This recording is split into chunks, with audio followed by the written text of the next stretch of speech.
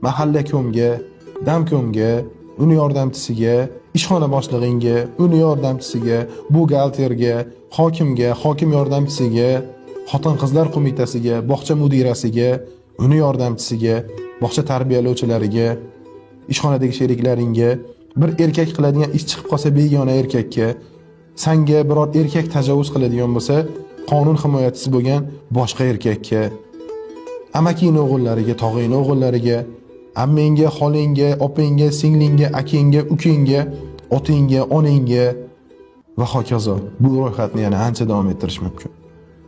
Shuncha odamga pas ketib, shuncha odamga yalingandan ko'ra, hozir eringga pas ket, eringga yalin, senga ancha arzonga tushadi. Bir og'iz shirin so'zingga bu ishlarni barchasini o'zi qilib keladi, ishon.